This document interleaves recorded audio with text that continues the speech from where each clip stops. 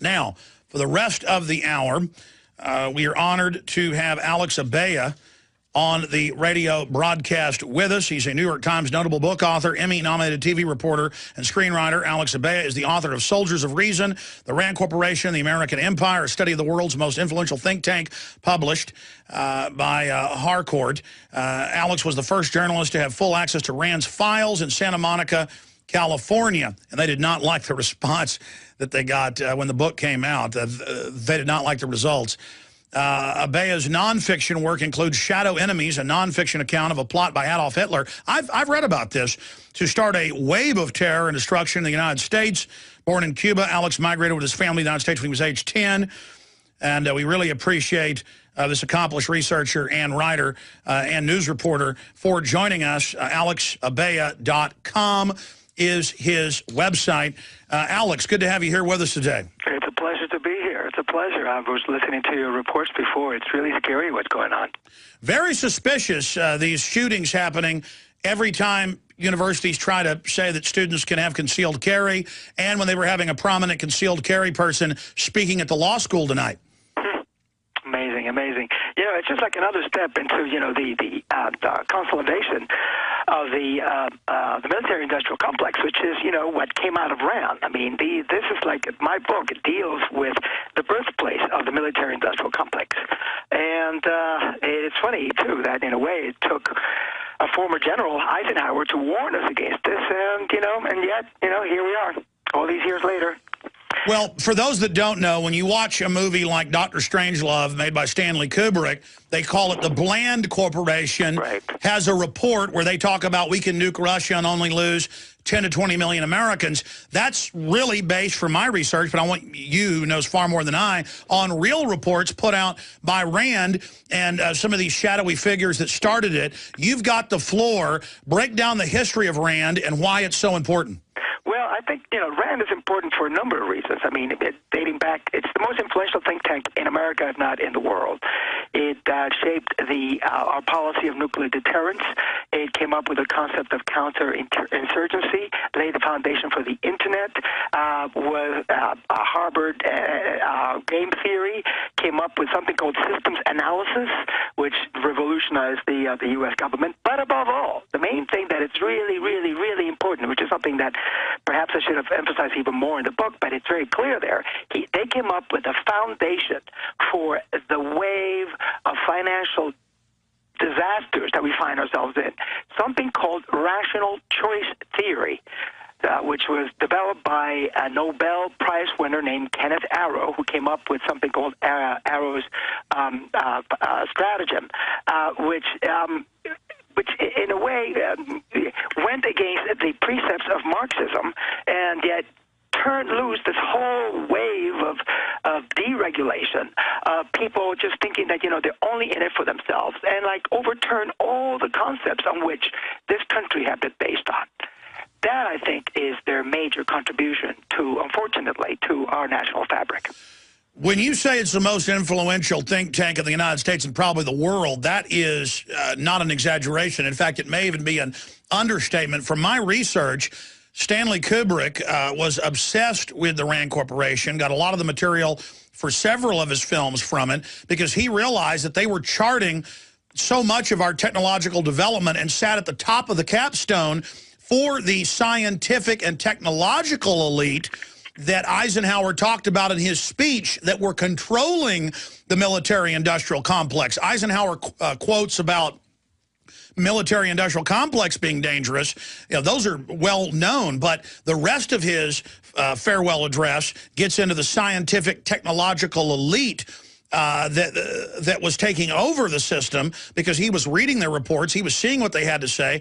Let's start at the beginning. Why did you want to look at RAND Corporation? How were you able to get in to see their internal annals when no one else had been able to do it? And let's walk through all the different things that they developed, including, didn't they develop the idea for mid-air refueling? Yes, absolutely. And also the idea of second nuclear strike deterrence. And that came out of something called a basing study, which highlighted the weaknesses in our national defense. system against a surprise strike by the Russians. Of course, never mind that the Russians, didn't have enough weapons to really do all this, but in any case, had they been able to, they would have been able to. And not to mention, of course, they helped develop the current COG plan that Northcom uses to militarize and take over our entire society by building a second secretive government. Well, I think you got a point right there. From the very beginning, RAND has been involved with people who have wanted to create an alternative, a secret government. I mean, for crying out loud, it's like one of the major givers of funds, the people who funded the organization, was the Ford Foundation, and its first president, Geiser, who really believed, in a one-world government controlled by technocrats.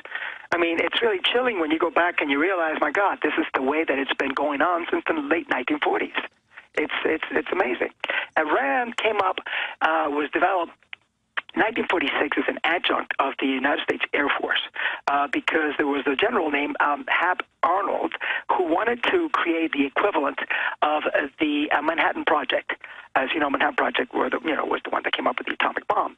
And what he wanted is that he wanted a combination of military and civilian scientists who would be able to come up with new weapons of destruction. Specifically, they were interested in intercontinental missiles. So they came up with the idea of having this outfit then that would receive money from the military, but actually would be a civilian thing, because he realized that most civilian scientists would not want to work under the strictures of the U.S. Armed Forces. So they set up RAND, which, by the way, the acronym, it means Research and Development. Of course, there's no development. It's always been research. In 1946, and it was housed at Douglas Aircraft here in Santa Monica, because the guy Mr. Douglas, happened to be married to Arnold's daughter. So, they were relations. In any case, they set it up here at Douglas Aircraft. And within a couple of years, RAND was doing so much work for the military that Douglas Aircraft, the company, felt that, its own livelihood was being endangered. So they had to spin it off. And then to spin it off, they went then to the Ford Foundation and to Wells Fargo Bank and got loans and got just outright gifts also from Henry Ford himself. And with that money, then they were able to set up and become independent as a place where they would develop, like new weapons of destruction. And it's been going on ever since. I mean, Bernard Brody, who was the main, who's been called the father of nuclear deterrence, worked there for a while. And as I said, they developed systems analysis, which is a way of, of viewing problems in their context instead of just individually, and and seeing which is the best way to arrive at a result, but all numerically based. Well, Mr. Abella, I want to go over the fact that they have, literally charted the militarization of police. I mean, almost every policy we see, they charted the course for that. But let's go back, because we're about to go to break. Let's go back to what you talked about, the Ford Foundation and its founder. Tell us about him.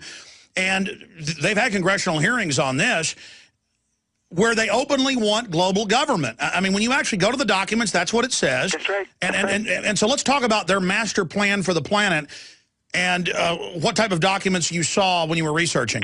Well, the documents are all there. I mean, these things are not hidden, and these are public documents that you can see on which, Geiser, there's been a lot of research on this, in which Geiser, who was the first president of the Ford Foundation and who was one of the founders of the RAND Corporation, also, was an advocate of a one-world government. And so was John Williams, who was the intellectual powerhouse behind the RAND Corporation. And John Williams, who was a mathematician, he advocated nuking the Soviet Union, and then again forming, a one-world government that will be again ruled by technocrats. So it's been there right from the beginning, and there's no avoiding it. And it's the militarization of the country, and it's just appalling. That's one of the things that I point out in the book. Well, you've hit the key here. And again, you were allowed into their very annals, the nexus from RAND to Ford. The Ford documents came out in the 77 hearings in Congress, and the right-wing media, Rush Limbaugh, all of them for decades, said no global government exists. Now they're forced to admit it because the world government's in the open, but they claim it's low-level communist professors. Oh, please. When the Pentagon created at Presidio the UN, the Pentagon created the plan for world government. Meanwhile, they've got all these right-wingers saying the Pentagon's fighting world government. They gave birth to this corporate world government. And you've got Tiny Tim Geithner, whose family was involved at the Ford Foundation, who is now the head of the Treasury. Absolutely. Absolutely. I mean, it's an old relationship. Not only that, and this is what I want to go back to what I mentioned before. I mean, they laid the theoretical foundation for this so that people would eventually accept it as being the right way to be. Well, Alex, this is Bombshell. I want to tell folks how to get your book. And I really want to thank Tommy Pilata, who's met you and talked to you, for recommending you for the show, because just amazing on-spot, on-target research.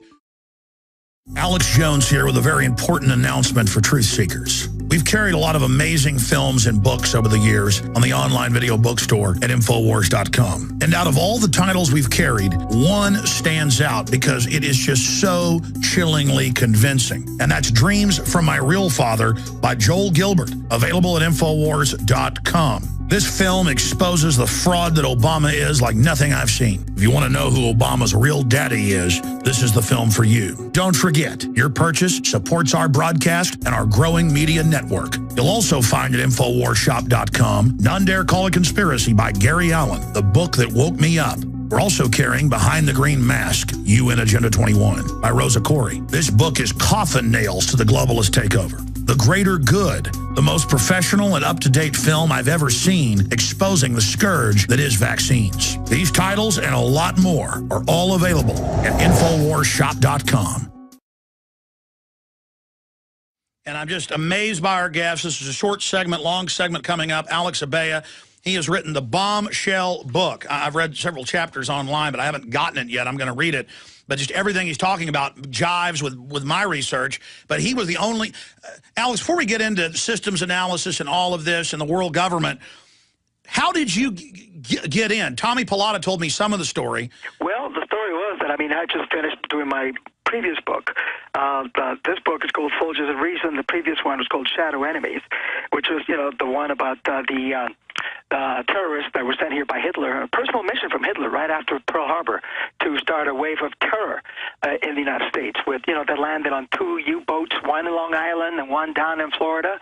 And, you know, there was, but the guy who was heading the whole thing flipped. He went over to the FBI, but the FBI wouldn't listen to him. So he had to personally go down to Washington. And then, so it was like a ticking time bomb after that. Because, and the Germans wanted to blow up ammunition dumps. Yes. Oh, not only that, they also wanted to blow up the aqueduct, you know, the waterworks in New York City. They wanted to put bombs in train stations, in major Jewish-owned department stores, which back then in New York meant probably most of them. It's amazing what they wanted to do. So it was like this whole FBI race trying to, first of all, they didn't believe the guy. Then when they did believe him, then they had to find all the other people that had scattered all over the country. So it was a fascinating story. In any case. Well, that's how research works. You're doing something on one thing, and then it leads you to something entirely different. Absolutely. So I was citing books for that book when I saw that, because I co-wrote that, and a friend of my co-author was there, and this person happened to be fairly highly placed within the RAND organization. And I realized, oh my God, the last time I heard about RAND, I was back at Columbia. I was in college. And, you know, they were like masters of deception and this and that. I was thinking, I wonder if anybody's done anything about that. And so I started looking up, you know, the research, doing some research whether anybody had written about it, and apparently nobody had for a long, long time. And I approached them, and much to my surprise, they said, yes, we'll do it. And at the time, they told me this was either the smartest or the dumbest move we have ever made. You know, I don't know. That's for others to decide. In any case, they opened up their files, and they were totally cooperative. I have nothing bad to say about that. And however, I do think that they expected a different perspective. I mean, I laid down the facts just as they are, but I think that they expected me to come to different conclusions. So you literally got a first-class ticket on that express elevator down the rabbit hole. That's right. Very good. Very well put. That's exactly how I felt, because the times you read these things and you go, how could this be true? How could they be? You know, it's like... some of the plans that were gestated over there at RAND are just were even like 50 years later. You read them and you say, how could anybody ever think of anything like this? Not only, obviously, the control of the population, but when you talk about nuclear destruction, about nuclear holocaust, how we can survive even if 50 million people die because all of them will be dead, but yet we'll be surviving. And I'm thinking, this is like insane. And of course, that's one of the things that Eisenhower was against, because Eisenhower, having been a general, he knew what death was all about. Oh, yeah, Curtis LeMay, for those that don't know, he wanted to have nuclear war, and a lot of them did, and the RAND Corporation was there going, literally the scene from Dr. Strangelove where the general's saying, look, let's have the nuclear war. It's going to be great. We've got lots of mine shaft underground bases. There'll be 10 women for every man. Absolutely. Not only that, they went well far beyond that. I mean, the main guy who did that, was a popularizer of that particular approach, was a guy named Herman Kahn, who was like this big fat guy who worked, who was later became a futurologist, thinking about what the future is going to be like. But at the time, he was a physicist who had been hanging out with all these different people at RAND who had developed all these different concepts, and he just decided to give lectures on this. I mean, and when people first heard this, like in the 1950s, early 60s, and I was a kid at the time, I vaguely remember all this. I mean, people were throwing up when they heard these things, and it was mass murder, basically, is what we're talking about. But yet they said, no, this is the rational way to do things. This is what we have to do if we want to win. And Eisenhower, when he heard all these things, he said, you guys are nuts. There's no way we're going to do this. And that's why he cut down the Pentagon budget. And at that same time, Lemnitzer, the head of the Joint Chiefs, came to him with Operation Northwoods that my intel shows was RAND influenced, and said, let's stage terror attacks, sir. Let's remote control airplanes and crash them. Let's bomb D.C. Stay there. We're going to come back with stage terror, global government, control of the U.S. population, water fluoridation, the loving helpers at the RAND Corporation. They gave you the internet, in-flight refueling, systems analysis, everything. You like living in the New World Order? You can thank the RAND Corporation. Do you understand how dark it is? How far down the line we are? How late it is? Soldiers of Reason, the RAND Corporation and the American Empire. Available where all good books are sold. His website's alexabella.com. Abella spelled A-B-E-L-L-A, alexabella.com. And if you just read publicly available Ford and Carnegie Foundation, they said, we're going to start wars so we can take over the planet to then end war.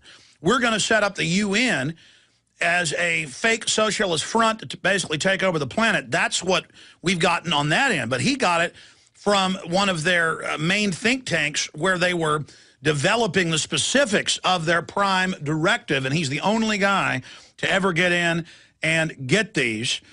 And I guess because he wrote a book about the Nazis and a secret plan, they thought it would be something like that, but it certainly wasn't. Soldiers of Reason, please continue. I mean, go back into the nasty, horrible things they were planning, the ideas. You were talking about Eisenhower being shaken by them. That's even in Frontline specials about Northwoods. Absolutely. I mean, Eisenhower, basically, he realized after a while that, that nobody won in a nuclear war. But yet these people, led by scientists in RAND and their advisors, and also, leaders of the military-industrial complex, people whose industries, depended on Pentagon largesse, on Pentagon spending a lot of money. They kept pressing him like, you have to increase the Pentagon budget. The Russians are coming after us. We have a missile gap. We have all these things. And Eisenhower was not buying any of that. In fact, he was the one who started then trying to coexist with the Soviet Union, trying to come to some kind of understanding, obviously without letting our guard down. I mean, he did authorize the U-2. But if there was a nuclear war, the military-industrial complex wouldn't just get more funds, they would reorganize the entire country. Absolutely, absolutely. That would have been their golden ticket, to get in and just reshape everything without having to give anybody any excuses, because, it's a war, martial law, and it's over. It's over. It's not just the United States. It would have been the entire world. Now, what about Northwoods? Are you familiar with that? Did you see anything dealing with government-sponsored terror, false flag events in your RAND research? Well, I know that that was some of the things that were considered by a lot of the people at the time. I mean, I know that you mentioned the whole Northwood incident, and that's after Castro had taken over in Cuba. I myself, obviously, having been born there, I mean, I'm familiar with that, and it happened all the time. How do you think we got into Vietnam? I mean, remember, the Gulf of Tonkin resolution? That was totally fake. Everybody knew it at the time, especially in the government, and yet, we got into it, and we got into Vietnam. And, of course, RAND was there from the beginning, advising them, yes, get in, and then advising them, no, get out. And it's the same thing that happened in Iraq. At first saying, no, we should go in, and then once we were in, they say, well, but on the other hand, you're not putting in enough boots on the ground here in order to be able to carry out. And we see the Pentagon Papers, our intel is leaked on purpose to end it. That's RAND Corporation, Daniel Ellsberg. We see the architect of the Vietnam War being former RAND, Robert McNamara. That's right. He was never formally affiliated with RAND, but he definitely hired, he picked the brains of the RAND Corporation to run the Pentagon, because both those guys at RAND and McNamara were numbers people. Remember, but by the way, he had been in charge, the Ford Corporation, right? He had run the Ford Corporation. He was the youngest CEO at the time. He was only 40 when he ran Ford, at the time when Ford was really a major powerhouse in American industry. And he went from the Ford Corporation to the Pentagon, and he was chosen at the behest of people who were affiliated with RAND and RAND people themselves. And then he started picking people like Hitch, who was his controller, and Alan Enthoven, who went over there and instituted systems analysis within the Pentagon. And from there, that systems analysis approach was adopted by the entire U.S. government. So the relationship between the two is it's been there from the beginning, and it continues to this day. And we see the model of the Pentagon using contractors to not just carry out illegal spying and their dirty work, but to really be in the command seat of the Pentagon and government agencies itself. That RAND model is now being duplicated like cancer metastasizing. That's right, because you know why? Again, let's see if we can follow this if you grant me a couple of seconds here, which is RAND was advocating a volunteer army. It was one of the first major institutions to come out in favor of a volunteer army. Why? Obviously because it would favor a lot of people and a lot of industries that they're in bed with, but also because it really ties in so neatly with the concept that they developed, that of rational choice, which I was mentioning before, which is the concept that there is really no such thing as patriotism or religion, because people are all selfish creatures, and therefore the only thing that counts is what I can get for myself. Matter of fact, that if you get more than 4 people in the room, there really isn't any way that you can have a democratic solution to anything, because one's will has to be imposed over the others. And this is demonstrated by a mathematical sleight of hand. In other words, they lay a rational foundation for the changes in the approach to our government that would definitely change the physiognomy of the country and the way that we live today. I mean, that's how they were able to come up with the foundation for deregulating industries, for charging, in some places charging you for getting going into certain areas of certain areas and charging you more for a license in different places, even for the deductible. I mean, the deductible on your health insurance, that came out of an experiment that was carried out by RAND. If you look at all their work, it's all off a piece, because they're rational people. They believe in numbers. They believe we're all selfish, and therefore everything has to be done according to which is the way in which we can get the most profit and that people can be the most selfish about, which I think is a total denial of what this country is about. I mean, in this country, we shouldn't be, we've become consumers. But remember, we were supposed to be patriots. We were supposed to be people who were citizens, who had duties and responsibilities, as well as privileges. And now we've just become consumers. We can get a good deal or a bad deal. And I'm sorry, but that's not the country that I grew up in. But yet, this is the result of this perfidious doctrine called rational choice, which came out directly of the RAND Corporation. So this is how they break it down to primitive mass movements of psychology. And Google and the Pentagon now admit they, quote, have software that can predict mass movements and even individual movements. And so they're always 100 steps ahead of us, knowing what our deepest desires are, literally like the devil. They know what we will sell out for when they take us up on the mountain, and we end up doing it for chicken feed, and they figured out all the different actuaries to do that. And I want you to expand on this, but I wanted to go over just some mainstream news headlines from today. Obama's internet wiretap move, just one small facet of total domination project. Here's Wired Magazine. Exclusive Google CIA invests in future of web monitoring. The investment arm of the CIA and Google are both backing a company, itself backed by the government, that monitors the web in real time and says it uses the information to predict the future. So how do they get the Pentagon people to go along with this? They have them retire. They go into this software company, and now they get a profit from surveilling the public. Here's another one. Technology identifies troubled individuals, pre-crime, the Buffalo News. Imagine using the same technology to locate a lone bomber before he carries out his terrorist act, to identify a troubled veteran or first responder ground down by tragedies and violence. Stop imagining. Then it goes into law enforcement, now using all of this software of pre-crime where, oh, we're arresting you because the actuaries show you're a criminal. This is the system. You talk about RAND helping develop with DARPA what we know as the internet. Here's another one. U.S. should be able to shut down the internet. Former CIA chief says, the disgraced former head of the CIA. New cybersecurity bill gives Obama power to shut down companies that don't agree to go under Homeland Security control. Then they hand out little Homeland Security clearances to all of these private corporate people that the Washington Post reported on, Top Secret USA. Now they're under government control, plus they're getting supplemental money, and they're on a power trip, turning everyone into spies. Is this not the scientific dictatorship backed by the military-industrial complex, literally slowly taking over and re-engineering our entire society to where the only jobs you'll be able to get are basically in Homeland Security-related systems? This is taking over our entire economic and social environment where it's impossible to revolt because we are literally married to this system.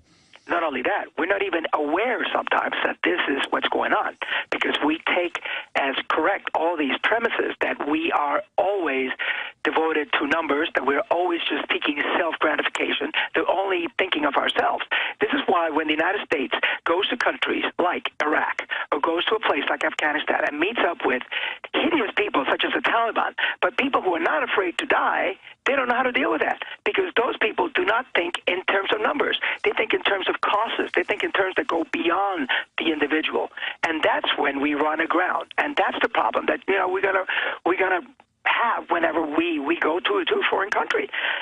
But again, I mean, what I want to emphasize is that we have to get away from this. We have to realize that we're not machines.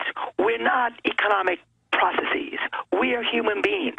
We are people, and we are Americans, and we are citizens, which means we have responsibilities, and which means also that we have privileges and rights. We're not consumers. We should get away from this whole concept of whatever we can get at the lowest cost, because we have to think that there are reasons, there are things that go beyond all this that are more important than money. And as long as we keep buying that kind of rationale for our thinking, we're going to keep sinking further and further into this morass, and we're going to be even more susceptible to the kind of technocratic dictatorship that you have been talking about. Well, again, Mr. Abella, you went right to the documents and found the same thing. I'm just going off what they say. In fact, right over here, for prisonplanet.tv viewers, and it's clear I'm going to get you up for a full 2 hours in the near future because your knowledge is so great. It's so refreshing and buoying when I do connect with people like you who see it, because we're literally losing our soul. But here's National Intelligence Council, ISS, European Union, Global Governance 2025 at a critical juncture. Give me a document cam shot. And the National Intelligence Council, Global Trends 2025, a transformed world, they say that by 2025, they're going to have us totally drugged, totally brainwashed, and that they're going to start genetically engineering us as literal suboids. I'm not the one saying this. and that they're going to just basically kill the majority of us. Has your research brought you into this? Because I'm showing these reports. I've read the quotes, you know, in the last 2 years on air. I mean, this is so diabolical. This is what they call full spectrum dominance. Did you run into any of the transhumanist, eugenicist, human engineering plans when you were researching these people? No, unfortunately, those are top secret, and I was not granted top secret access to those things. That's something however, I know that's those are subjects that RAND obviously has looked at. I wouldn't say it, you know, to be fair about this, I wouldn't say that they are totally involved in this.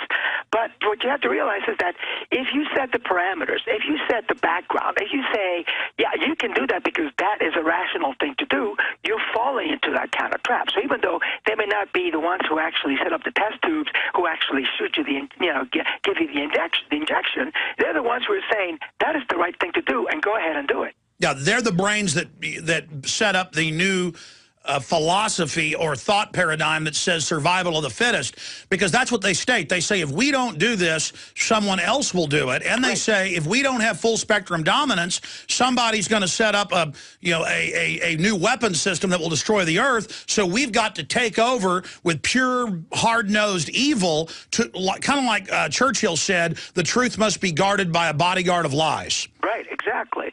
It's just awful because. Which is my main point, which is it's a lack of ethical considerations. Nowhere, when you deal with people like this, do you get an approach of thinking, well, is this the right thing to do or the wrong thing to do? It's just a very simple thing that we're taught when we're children. You know, you shouldn't do this. You shouldn't hit Johnny if he hasn't done anything to you. You shouldn't steal. You shouldn't do things that are bad because they're ethics.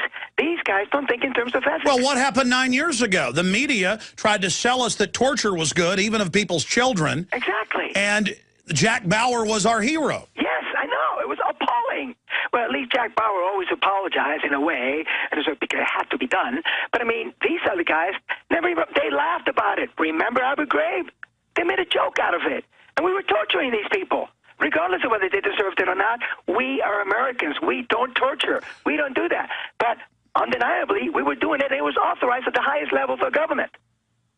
I'm ashamed every time I think of that. I'm ashamed of being American when I hear things like that. Well, just so you know, sir, they have declassified a lot of this. I mean, I'm reading to you from Global Governance 2025, National Intelligence Council, European Union Security Studies Division, and then I've got the Pentagon U.S. Division here in the second report, Global Trends 2025, A Transformed World, where they talk about turning us into biological androids, and they say the trend is we will be biological androids by 2025. By that, they will totally have full spectrum brainwashing through television, through the culture. They say they're going to remove all of our false morals so they can pre-program. So that's why they don't like real Christians. That's why they don't like Muslims. You can make a judgment about radical Muslims that they're bad or whatever. I mean, I'm not even defending their view of stoning women or whatever. Right. My point is they don't fit into the corporate Borg. The Borg have landed, and it's the Pentagon thinkers,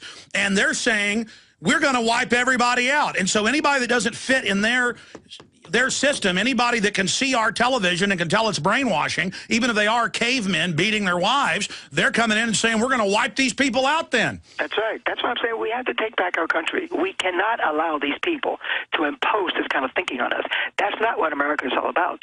And as when you're talking about androids, you know, in a way it doesn't surprise me because, you know, a lot of these plans came out of a very obscure office out of the Pentagon, and I'm sure you're aware of it, called the Office of Net Assessment. Yes.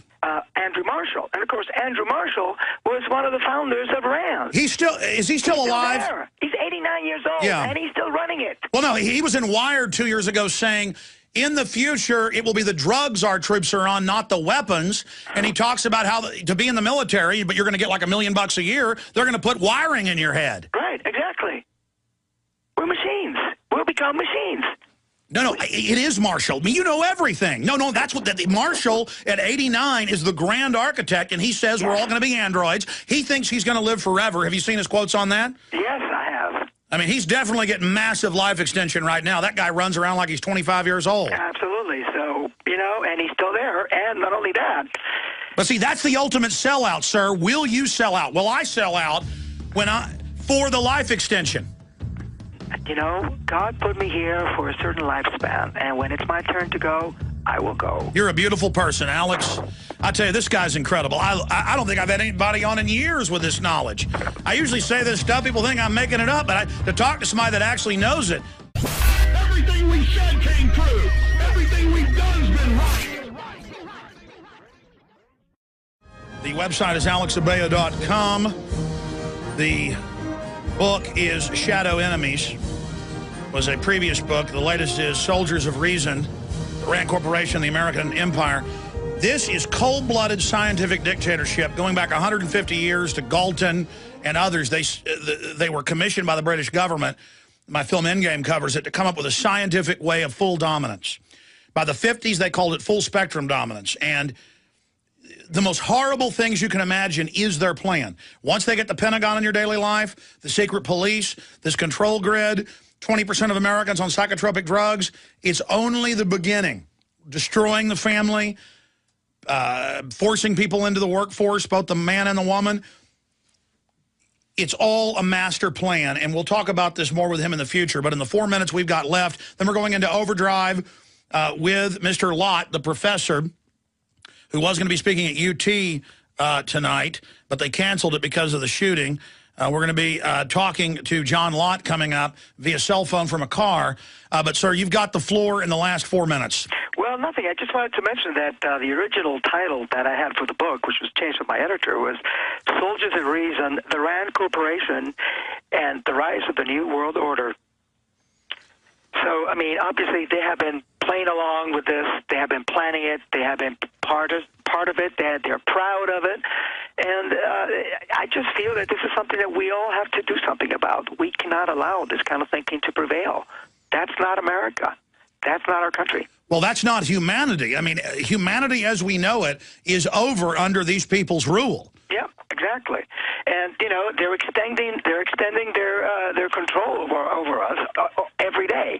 And the funny thing is that it's been done in such small measures, so gradually. It's like like the story of the frog, right? How to keep the frog from jumping out, right?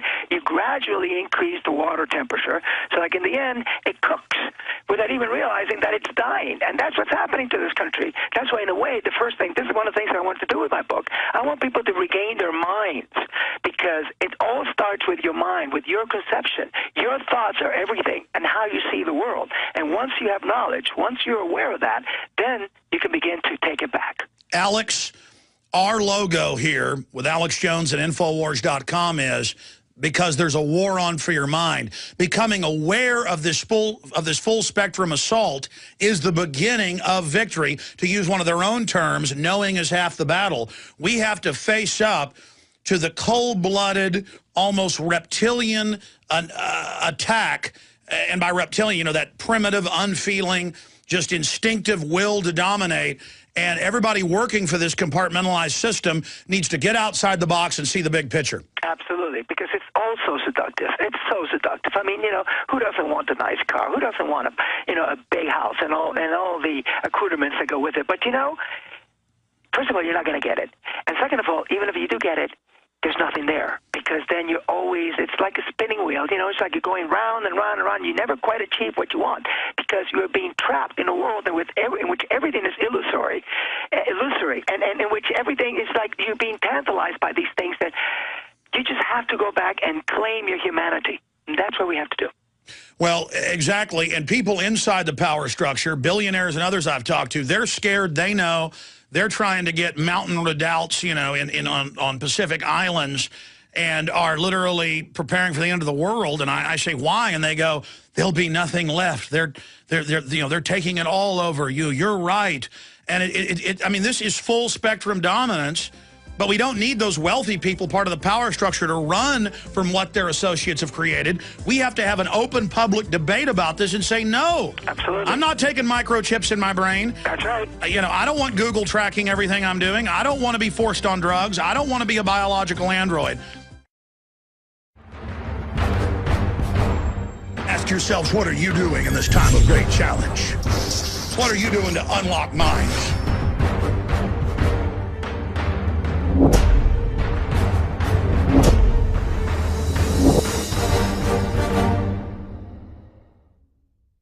charting so much of our technological development and sat at the top of the capstone for the scientific and technological elite that Eisenhower talked about in his speech that were controlling the military-industrial complex. Eisenhower quotes about military-industrial complex being dangerous.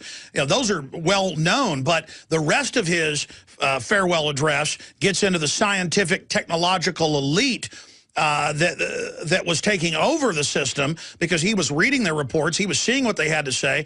Let's start at the beginning. Why did you want to look at RAND Corporation? How were you able to get in to see their internal annals when no one else had been able to do it? And let's walk through all the different things that they developed, including, didn't they develop the idea for mid-air refueling? Yes, absolutely. And also the idea of second nuclear strike deterrence. That came out of something called a basing study, which highlighted the weaknesses in our national defense system against a surprise strike by the Russians. Of course, never mind that the Russians, didn't have enough weapons to really do all this, but in any case, had they been able to, they would have been able to. And not to mention, of course, they helped develop the current COG plan that Northcom uses to militarize and take over our entire society by building a second secretive government. Well, I think you got a point right there. From the very beginning, RAND has been involved with people who have wanted to create an alternative, a secret government. I mean, for crying out loud, it's like one of the major givers of funds, the people who funded the organization, was the Ford Foundation, and its first president Geyser, who really believed, in a one-world government controlled by technocrats. I mean, it's really chilling when you go back and you realize, my God, this is the way that it's been going on since the late 1940s. It's amazing. And RAND came up, was developed 1946 as an adjunct of the United States Air Force because there was a general named Hap Arnold who wanted to create the equivalent of the Manhattan Project. As you know, Manhattan Project was the one that came up with the atomic bomb. And what he wanted is that he wanted a combination of military and civilian scientists who would be able to come up with new weapons of destruction. Specifically, they were interested in intercontinental missiles. So they came up with the idea of having this outfit then that would receive money from the military, but actually would be a Harvard game theory, came up with something called systems analysis, which revolutionized the U.S. government. But above all, the main thing that is really, really, really important, which is something that perhaps I should have emphasized even more in the book, but it's very clear there, they came up with a foundation for the wave of financial disasters that we find ourselves in, something called rational choice theory, which was developed by a Nobel Prize winner named Kenneth Arrow, who came up with something called Arrow's stratagem, which in a way went against the precepts of Marxism, and yet turned loose this whole wave of deregulation, people just thinking that, they're only in it for themselves, and overturn all the concepts on which this country had been based on. That, I think, is their major contribution unfortunately, to our national fabric. When you say it's the most influential think tank in the United States and probably the world, that is not an exaggeration. In fact, it may even be an understatement. From my research, Stanley Kubrick was obsessed with the RAND Corporation, got a lot of the material for several of his films from it, because he realized that universities try to say that students can have concealed carry, and when they were having a prominent concealed carry person speaking at the law school tonight. Amazing, amazing. It's just like another step into, the consolidation of the military-industrial complex, which is, what came out of RAND. I mean, this is like my book. It deals with the birthplace of the military-industrial complex. And it's funny, too, that in a way it took a former general, Eisenhower, to warn us against this. And, and yet, here we are, all these years later. Well, for those that don't know, when you watch a movie like Dr. Strangelove made by Stanley Kubrick, they call it the Bland Corporation, has a report where they talk about we can nuke Russia and only lose 10 to 20 million Americans. That's really based, from my research, but I want you, who knows far more than I, on real reports put out by RAND and some of these shadowy figures that started it. You've got the floor. Break down the history of RAND and why it's so important. Well, I think, RAND is important for a number of reasons. I mean, dating back, it's the most influential think tank in America, if not in the world. It shaped our policy of nuclear deterrence. It came up with the concept of counterinsurgency, laid the foundation for the Internet,